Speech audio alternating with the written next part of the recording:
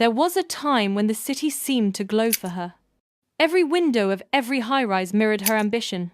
Bright, precise, impossible to ignore. Evelyn Ward was not born into power. She built it, brick by invisible brick, one sleepless night after another. At 36, she was the woman people whispered about in conference rooms and imitated in silence. The kind of woman whose presence turned the air electric, whose calm voice could both soothe and command. The firm, Marrow & King, had been nothing before her, a crumbling architecture studio fading under the weight of old money and older men. Evelyn walked in with nothing but a degree, a sketchbook, and an obsession with control. In 5 years, she had transformed it into a name that made clients write checks before asking the price. She wasn't just building skylines, she was reshaping them. Every beam, every design, carried her signature precision. Cold, modern, perfect. She believed in clean lines both in glass towers and in people. Mess was weakness. Emotion. Distraction. She didn't realize that the cleanest cuts are often the deepest. Her closest confidant was Marla Kent, the firm's financial strategist and, to everyone else, Evelyn's mirror image. They called them the twin blades. One cut the vision, the other carved the path. Together they turned failing projects into gold, clients into disciples. Evelyn thought of Marla not as a friend but as a necessary half the voice that made numbers sound like poetry. They shared everything, victories, ideas, even silence. But power is never shared, not truly. It only pretends to be generous. Evelyn's rise was a spectacle. Magazines printed her photo under headlines about the new age of women in power. She smiled politely in interviews, though the questions felt like knives hidden in compliments. How does it feel to lead in a man's world? What sacrifices did you make to be here? She always answered the same. None that weren't worth it. Yet in quiet hours, she noticed the toll. The city's rhythm no longer thrilled her. It pulsed too fast, too loud. She lived in a penthouse made of glass, but slept with blackout curtains drawn tight. There was no one beside her, and that was by design. Dependence was dangerous. Affection was exposure. She built walls so high that even success felt like a locked room. The turning point came quietly the way most disasters do. A board meeting, an audit, a signature she didn't remember approving. Marla stood beside her, calm and loyal as always, explaining numbers that didn't make sense. Evelyn's name appeared on every document, every transaction. The firm's funds gone. The board demanded answers. Lawyers circled. She watched her empire crumble one clause at a time, as if someone had rehearsed her downfall months before she ever saw the first crack. It wasn't until much later that she understood. Marla hadn't been standing beside her. She'd been standing above her, shovel in hand. Evelyn was accused of embezzlement, of fraud, of betrayal. The headlines that once praised her now screamed her name like a curse. Her awards were returned, her designs removed from projects she had birthed, her life's work buried. And Marla? She took her seat, her clients, her narrative. She smiled for the cameras, perfectly framed against Evelyn's wreckage. For the world, Evelyn Ward was dead. Professionally, socially, spiritually gone. And when she realized that even her name was being erased, she felt something colder than rage. It was clarity. A terrifying, sharp calm. Because when you have nothing left to lose, you stop fearing the dark. That night, she stood on her balcony overlooking the same skyline she once built. And for the first time, she didn't see light. She saw opportunity in the silence, in the ashes, in the underground. They thought they had buried her. They forgot one thing about the buried. Some of them learn how to breathe when no one else can. When the world finally turned its back on her, it didn't scream, it whispered. The whispers came first: colleagues who suddenly stopped replying, friends who changed their numbers, clients who needed to reassess their partnerships. Each day erased another piece of her identity. Offices she had designed now removed her name from blueprints. A building she once called her masterpiece unveiled a new plaque. Chief Designer, Marla Kent. Evelyn didn't fight it. She let the silence expand. Because sometimes silence tells you more about who was never on your side. The trial was a blur of headlines and humiliation. Cameras followed her like vultures tracking a carcass that refused to decompose. Reporters dissected her life, her childhood, her failures, her coldness, as if morality could be measured by warmth. The woman who once symbolized progress was now the perfect cautionary tale. Too ambitious. Too distant. Too much. When the verdict came, it wasn't prison. It was exile. The charges were dropped, lack of evidence, but the damage was irreversible. She walked out of the courthouse with no handcuffs, yet she had never felt so bound. Her accounts were frozen. Her partners withdrew. Her name was poison in the city she helped sculpt. The skyline itself mocked her, sharp, indifferent, glittering with other people's dreams. She left her penthouse with a single suitcase. The rest confiscated, auctioned, or forgotten. For the first time in years, she took the subway, surrounded by faces that didn't recognize her. And maybe that was mercy. She rented a single-room apartment on the outskirts of the city, a place that smelled of rust and damp concrete. The walls were stained with someone else's regrets, and the floor creaked like an accusation. It was far from the skyline, but close enough to feel its shadow. At first, she tried to sleep. She couldn't. The quiet was too loud. Days blurred into nights. Nights bled into something deeper, a kind of stillness she hadn't known before. No meetings, no deadlines, no voice calling her name. Only the sound of traffic above and water dripping through the ceiling. She thought of Marla often, not with anger, but with fascination. How long had she been planning it? How many nights had they shared champagne while Marla rehearsed Evelyn's downfall behind her smile? She replayed their years together, searching for the moment she should have seen the betrayal coming. There was none. That was the brilliance of it. True betrayal doesn't look like a knife. It looks like trust. In her isolation, something strange began to happen. The rhythm of the city no longer dictated her pace. Time stretched. She stopped checking the news, stopped looking in mirrors, and in that void, the fragments of who she had been started to rearrange themselves. The fall wasn't just public, it was personal. The image she had worshipped, the flawless woman in tailored suits and sharp heels, had died. But what emerged in her place wasn't grief. It was instinct, raw, animal, ancient. She began walking at night, through the forgotten veins of the city, beneath overpasses, along subway tunnels, places where ambition didn't exist, only survival. She studied the faces of people who lived there, invisible, unseen, yet breathing in ways she never had. For the first time, Evelyn understood the beauty of being no one. No expectations, no reputation to defend, no mirrors. She started sketching again, not on glossy drafting tables, but on the backs of discarded paper, napkins, receipts. The lines were messy, uneven, human. Buildings that didn't reach for the sky but sank into the earth. Structures that embraced shadow instead of light. It was art without audience.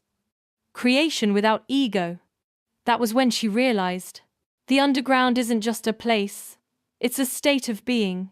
Every breath she took there was stolen, deliberate, quiet, defiant.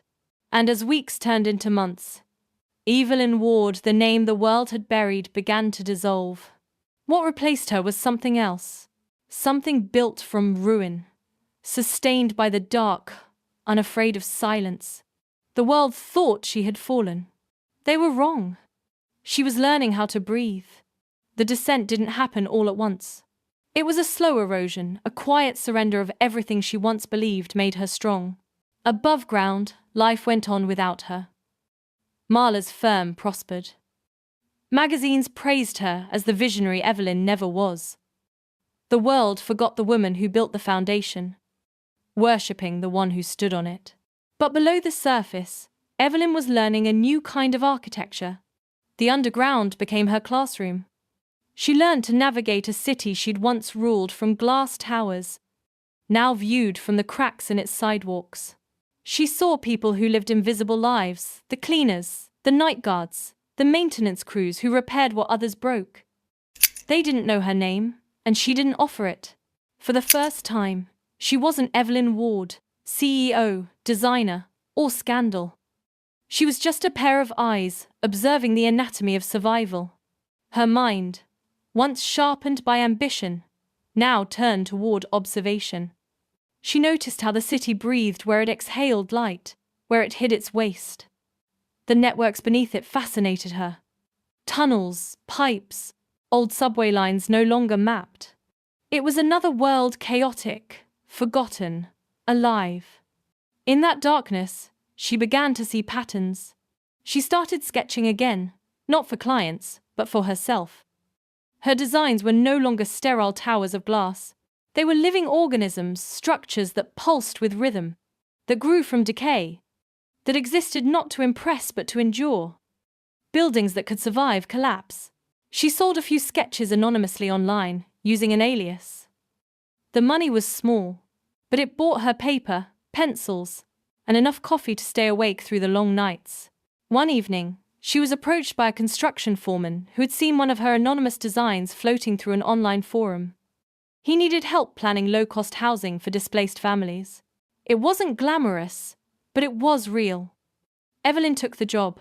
She worked under a false name, Eva Ward. Just one letter removed from who she had been. Enough to feel familiar, but untraceable. She wore work boots instead of heels, carried blueprints instead of portfolios. The people she worked with didn't care where she came from. They cared that she showed up, that her plans worked, that she didn't flinch when the ground shook or the rain flooded their sight. And as she worked, she felt something she hadn't in years. Purpose. Not the kind that comes with applause, but the kind that grows quietly, like roots. At night, when the city slept, she would walk past the skyscrapers that once bore her name. She no longer looked up. Instead, she studied their reflections in puddles inverted, fragile, trembling with every ripple of the wind. That was the real city, she thought.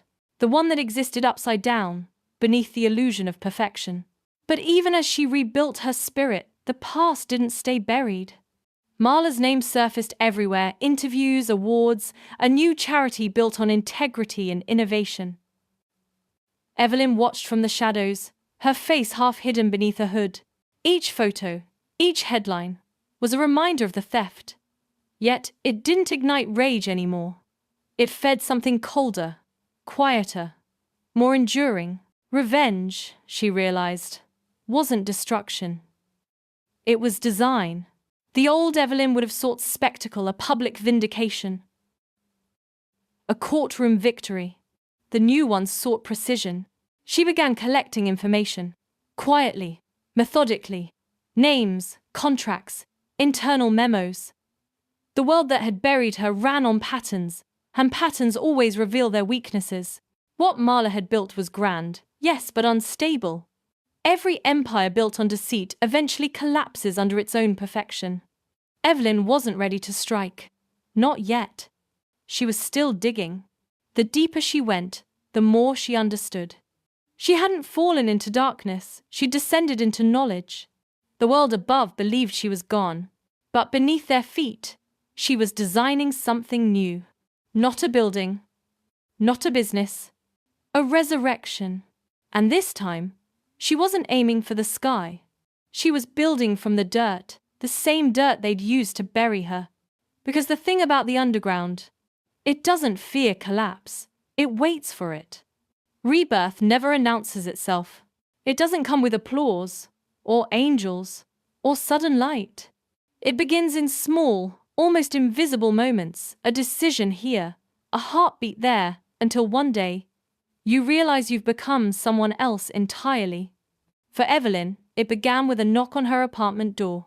The foreman she'd worked with months earlier stood outside, holding a rolled blueprint and a weary smile. His company had been commissioned to design a rehabilitation complex, a series of shelters built on city land once reserved for luxury condos. The project had fallen apart under bureaucracy and corruption. They needed someone who could navigate both architecture and power.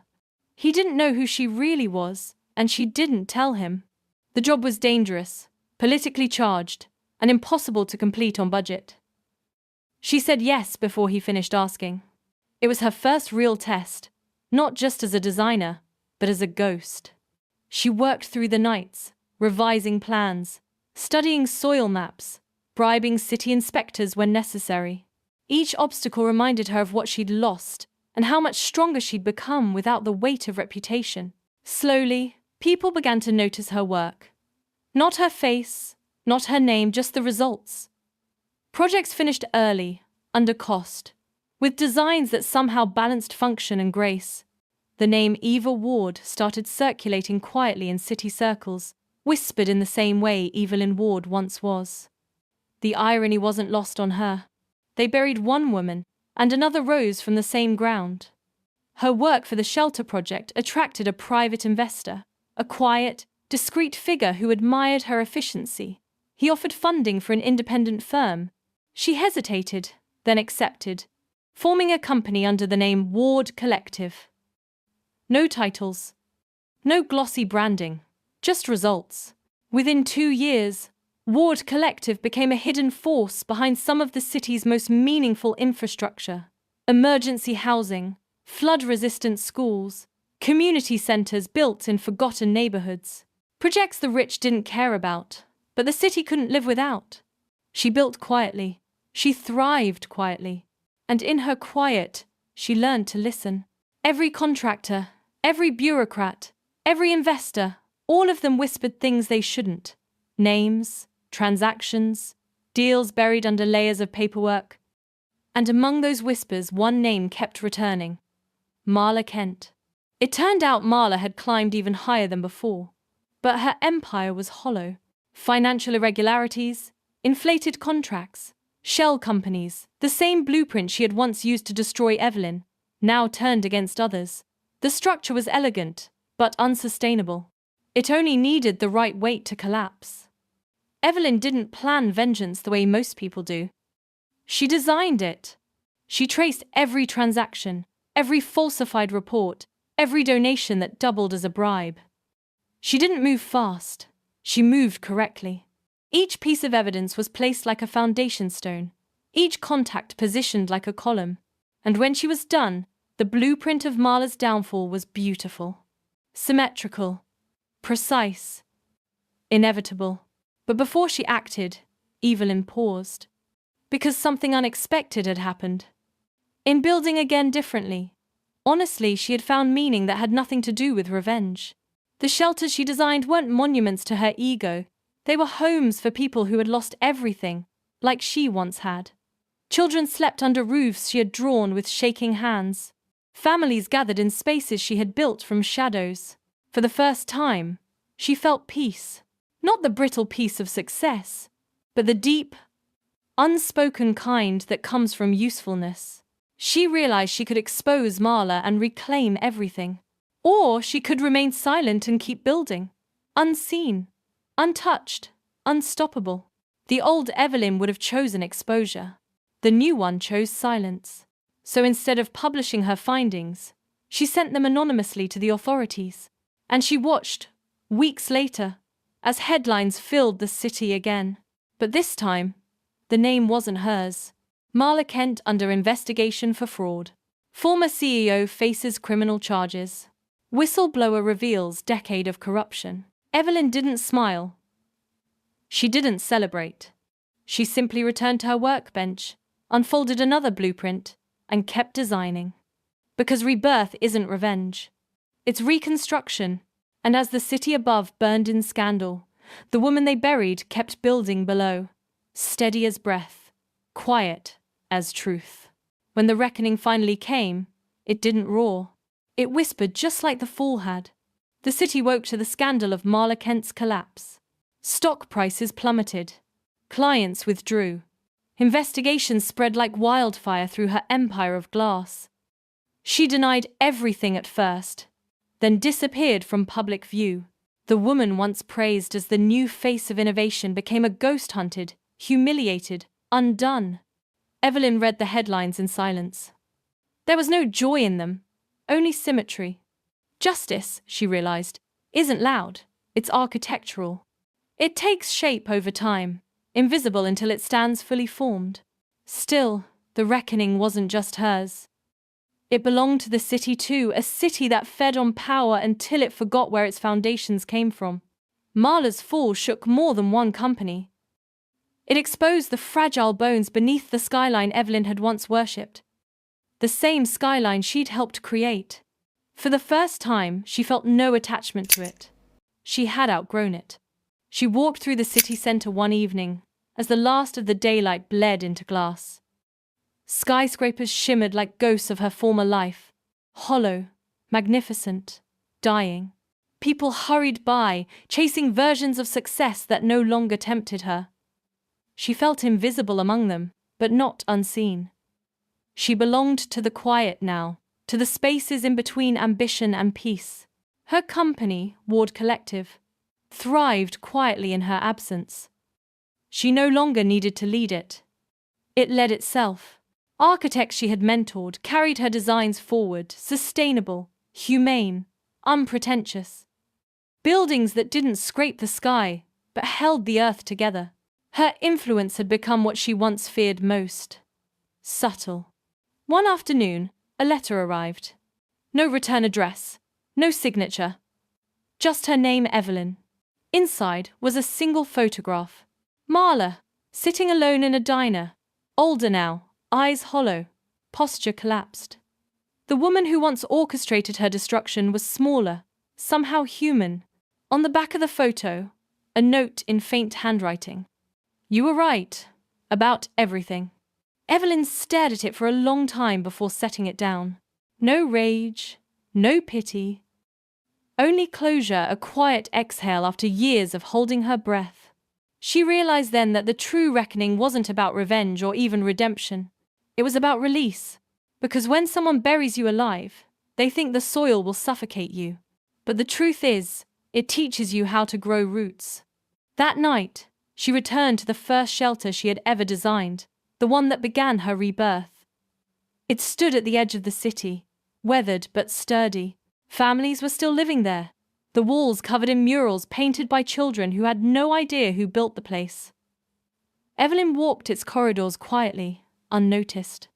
She traced her fingers over the uneven paint, the small cracks, the life that had filled the space she once designed in despair. It was imperfect. It was alive, and so was she. As she stepped outside, the rain began soft, steady, cleansing. The city lights shimmered against the wet pavement, and for a moment she saw herself reflected, not in glass, but in puddles, again inverted, blurred, peaceful. She didn't need to reclaim her old name. She didn't need to rebuild her old empire. The woman who had once been Evelyn Ward no longer existed. What remained was something truer, a version of herself that had learned to live without hair, without applause, without light. Somewhere deep beneath the noise of the city, her designs continued to spread unseen foundations, quiet structures, blueprints drawn by steady hands. The world would never know who built them. And that was the point. The reckoning wasn't about proving them wrong. It was about becoming untouchable, not through power, but through peace. Because the buried don't rise for revenge. They rise because they learned how.